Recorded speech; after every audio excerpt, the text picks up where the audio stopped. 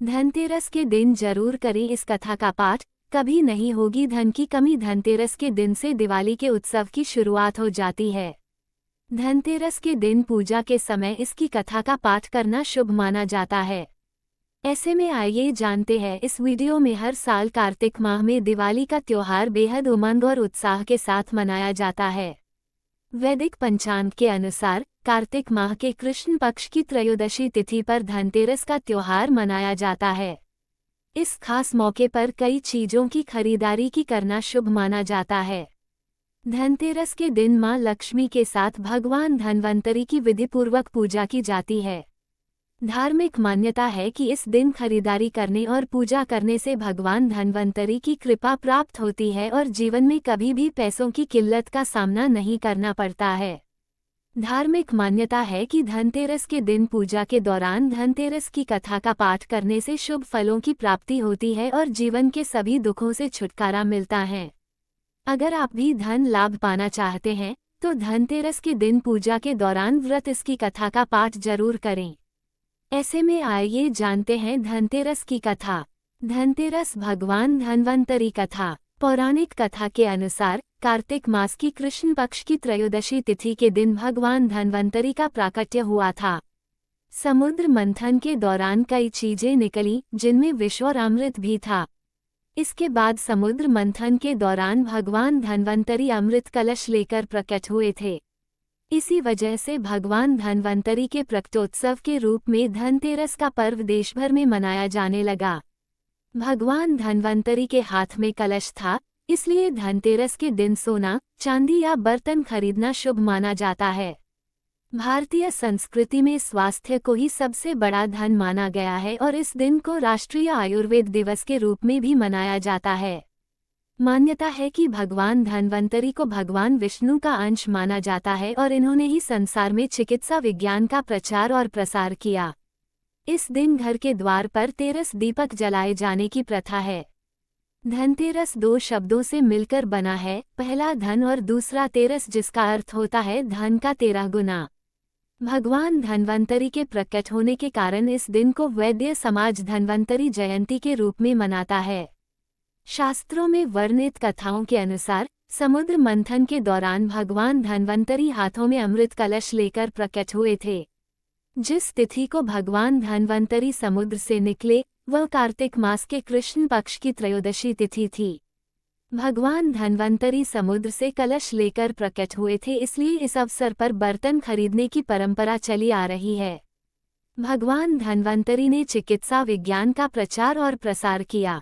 भगवान धन्वंतरी के बाद माता लक्ष्मी 2 दिन बाद समुद्र से निकली थी, इसलिए उस दिन दीपावली का पर्व मनाया जाता है। इनकी पूजा अर्चना करने से आरोग्य सुख की प्राप्ति होती है। भगवान धन्वंतरी को औषधि और चिकित्सा का देवता भी माना जाता है। मान्यता है कि इनकी पूजा करने से सभी प्रकार के रोग से छुटकारा मिलता है। धनतेरस से जुड़ी दूसरी कथा। धनतेरस का पर्व को मनाने की दूसरी कथा जगत के पालनहार भगवान विष्णु के वामन अवतार से जुड़ी है। इस कथा का भागवत पुराण में उल्लेख मिलता है। इस प्रचलित कथा के अनुसार कार्तिक माह के कृष्ण पक्ष की त्रयोदशी तिथि पर वामन अवतार ने असुराज बलि से दान में तीनों लोक मांगे थे और देवताओं को उनकी खोई हुई संपत्ति और स्वर्ग प्रदान किया था। इसी वजह से हर साल दिवाली से पहले धनतेरस का त्योहार मनाया जाता है। धनतेरस की पौराणिक कथा। एक बार यमराज ने यमदूतों से सवाल किया कि तुम न जाने कितने मनुष्यों के प्राण लेते हो। क्या तुम्हें कभी मनुष्यों के प्राण लेने में किसी पर दया नहीं आती है? यमदूतों ने कहा कि नहीं महाराज, हम सिर्फ आपके दिए हुए निर्देशों का पालन करते हैं।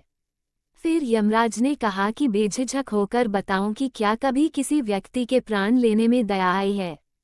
तब एक यमदूत ने जवाब दिया कि एक बार ऐसी घटना हुई है जिसको देखकर हृदय पसीज गया था। एक दिन हंस नाम का राजा शिकार पर निकला और वो जंगल के रास्ते में भटक गया। राजा भटकते भटकते दूसरे राजा की सीमा पर पहुंच गया। वहां एक हेमा नाम का शासक था और उसने अपने पड़ोस के राजा का खूब आदर सत्कार किया। उसी दिन राजा हेमा की पत्नी ने एक पुत्र को जन्म दिया। ज्योतिषों ने उस नवजात बालक के ग्रह नक्षत्र को देखते हुए भविष्यवाणी कर दी कि विवाह के 4 दिन बाद ही मृत्यु हो जाएगी। तब राजा ने आदेश दिया कि इस बालक को यमुना तट पर एक गुप्त गुफा में ब्रह्मचारी के रूप में रखा जाए, जहां कोई भी न आ पाए। लेकिन विधि के विधान को कुछ और ही मंजूर था। संयोगवश राजा हंस की पुत्री भटकते हुए यमुना तट की उस गुफा में चली गई और वहां उसने राजा के पुत्र को देखा। उस राजकुमार को भी वो कन्या पसंद आई और दोनों ने गंधर्व विवाह कर लिया। विवाह के 4 दिन बाद राजा के पुत्र की मृत्यु हो गई। अपने पति की मृत्यु देख राजकुमारी जोर जोर से रोने लगी। तब यमदूत ने कहा कि उस नवविवाहिता का विलाप सुनकर हृदय पसीज गया था। सारी बातें सुनकर यमराज ने कहा कि क्या करें, ये तो विधि का विधान है और मर्यादा में रहते हुए हमें ये काम करना ही पड़ेगा। यमराज ने बताया उपाय। इसके बाद यमदूतों ने यमराज से पूछा कि हे महाराज, क्या ऐसा कोई उपाय है जिससे अकाल मृत्यु से बचा जा सके। तब यमराज ने कहा कि धनतेरस के दिन विधि विधान के साथ पूजा अर्चना करने और दीपदान करने से अकाल मृत्यु नहीं होती है। इस आर घटना की वजह से धनतेरस के दिन भगवान धन्वंतरी और मां लक्ष्मी की पूजा की जाती है और दीपदान करने का विधान है। धन्यवाद।